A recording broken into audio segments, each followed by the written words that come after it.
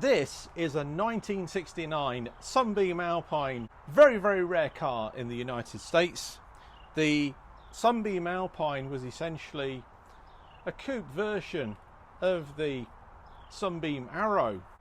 In 1967, the Roots Group replaced its entire Hillman Minx line with a new model, a series of new models actually. The saloon was completely different to what had gone before it. It was angular, modern, squarish, and it heralded a new design theme for the 1970s. The car was initially produced as a saloon, but an estate shortly followed, and after that, the coupe.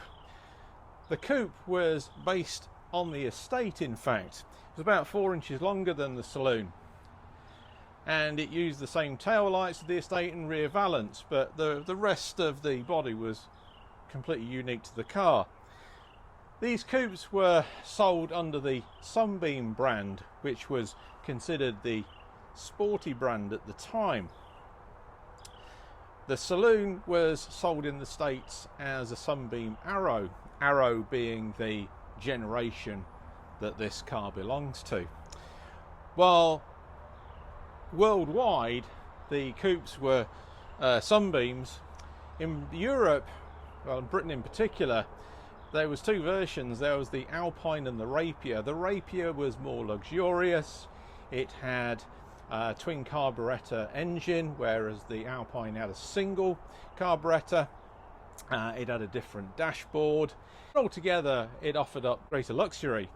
And there was even a high performance with twin Webers outputting a whopping 110 horsepower, which in those days was a lot. The car was produced from 1968 through to 1976, although the base Alpine version had a 5-year lifespan until 1975. In the United States, the Rapier was branded Alpine GT, while the Alpine, which was much rarer, was sold just as an Alpine as it was in the UK. And that's what this is. I'm Darren Walker, and this is Auto Atlantica. Now, this generation of Alpine was designed by the late great Roy Axe, and many claimed that it was a copy of the Plymouth Barracuda, and that's something that Axe actually denied. The looks are incredibly similar though, as you can see, and Chrysler had just bought Roots at the time. This is the single carb model, which produces 75 horsepower, thereabouts. I must confess, I'm not sure what the HP is. I think it's something like that. I'll flag it up on the screen. But the car was done in 1976, and the saloon went on for another year or so in various guises: Hillman, Hunter, and the Humber Scepter. Humber, of course, was the luxury arm of Roots. And of course, initially it was the Singer Gazelle, Singer Vogue, and Hillman Hunter, of course. Yeah. I believe there was a Hillman Minx, and the Hillman Minx. There you go. So it was 4, and then eventually the Humber Scepter, 5 in Britain, sold in 5 different guises. And then the single went away, I believe, with Roots itself in 1971. But the Humber Scepter and the Hillman Hunter carried on until about 1977, if I'm not mistaken. Remember, as always, errors and omissions accepted in these videos, but if I do find something that's incorrect, I'll flag it up on the screen. Anyway, that being said, I want to introduce the owner of this car, and his name's Rummy, and he's another expat, and this guy lives in the deep south, and he travels the deep south as a DJ, and he's very much into the musical culture here. So it makes him a very interesting guy to talk to. But what makes him even more interesting from my perspective is the fact that he owns 2 Roots Group cars in the middle of NASCAR country. So we've got this first one here, which is a 1969 Alpine. 1969 Alpine coupe, sold at a Sunbeam Simca dealership in 1969, and then promptly returned to the Sunbeam Simca dealership by the owner, who didn't like the manual gearbox. Right.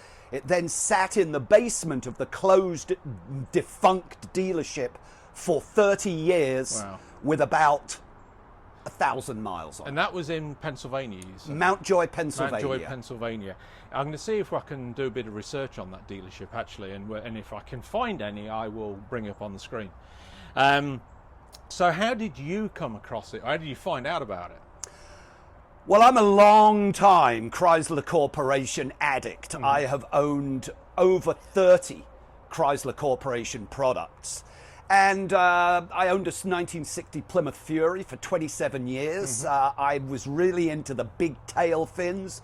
But when I first came to America, the only cars that were available were early 70s land yachts that you could pick up for a couple of $100 and a nice example. Yeah. And once I figured out that Chrysler Corporation were the best built of these cheap cars, I really just concentrated on Chrysler.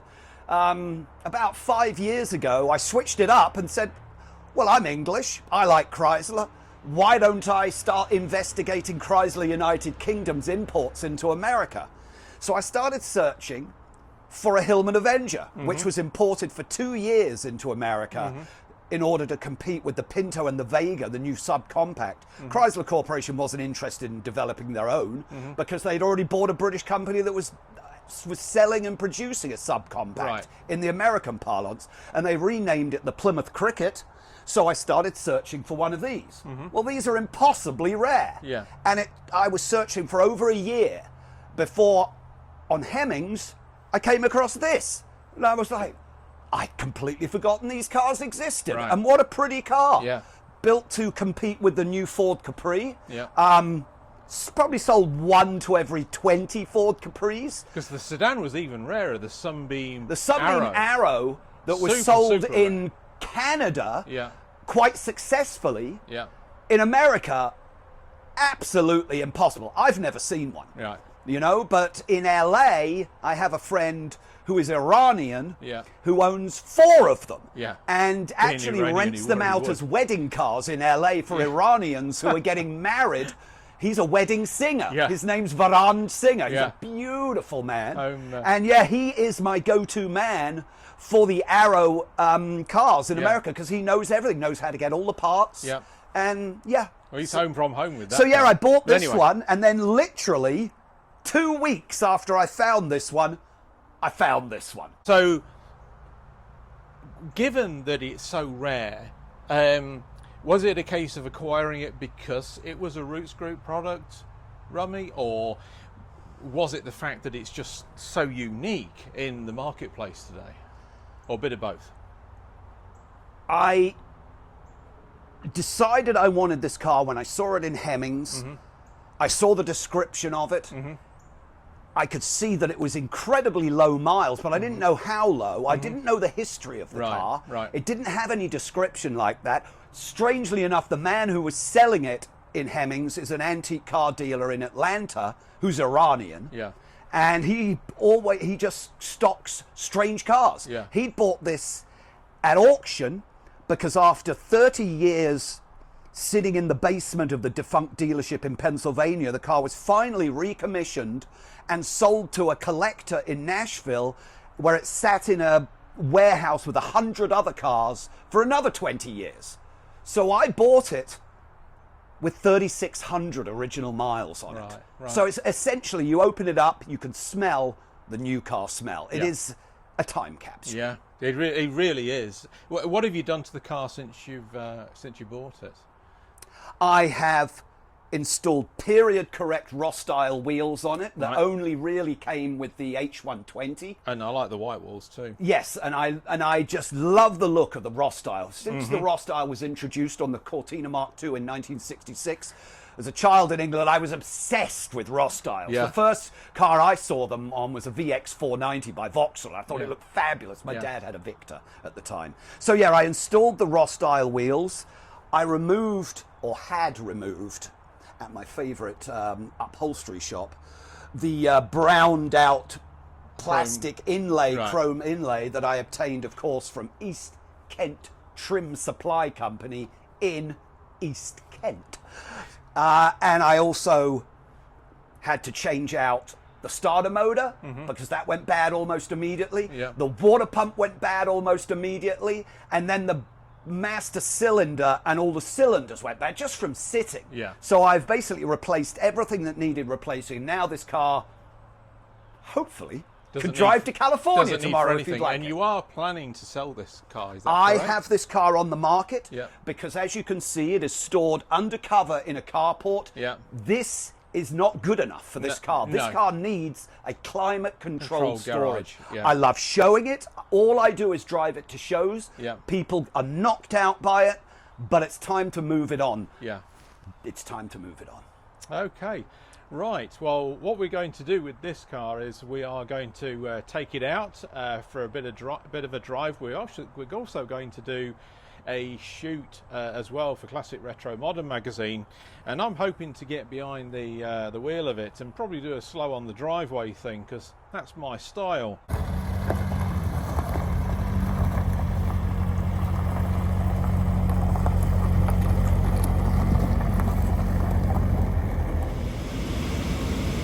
This Alpine is a conversation piece wherever it is, even at the set of traffic lights. Look, the guy in the Acura is talking to Rummy.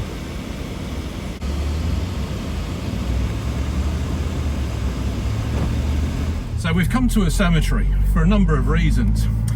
Firstly, it kind of represents what Roots Group is now all about. It's dead and defunct. Secondly, there's no one around, or very few people around, so I can drive this car without fear of running into everybody. Thirdly, I can drive the car without hopefully running into a grave, and I can keep it slow, and slow is what I'd like to do when I'm driving somebody else's car. Now,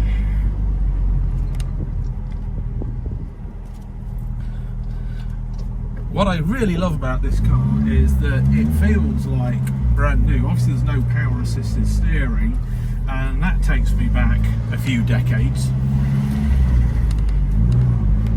But you've got that real old English smell, which is new car smell.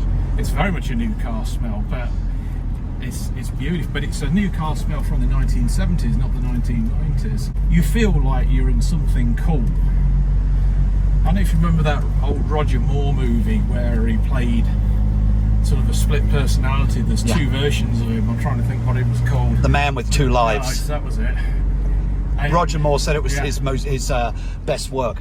Yeah, and his alter ego, who was the evil one, I kind of feel like him driving this thing. It's so of its time, from the wooden steering wheel to these gauges and this glorious instrument cluster and the Alpine insignia that's on the dashboard. It's absolutely fantastic. Okay.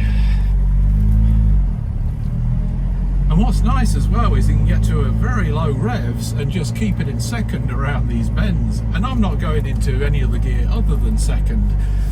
And it feels very happy. I love the old, how they would set up the wipers for the wrong way round. These are set up for right-hand drive, and of course in Britain they were set up for left-hand drive.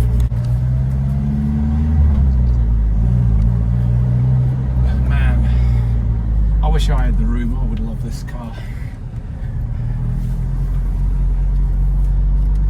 But I'm not sure how happy we would be with my car barn, because these engines can be quite fickle. And this is the English Slant 6. This is one of the toughest motors ever made. There's no doubt about that. The 1725 is a legendarily tough motor. Yeah, it is. It's a tough engine.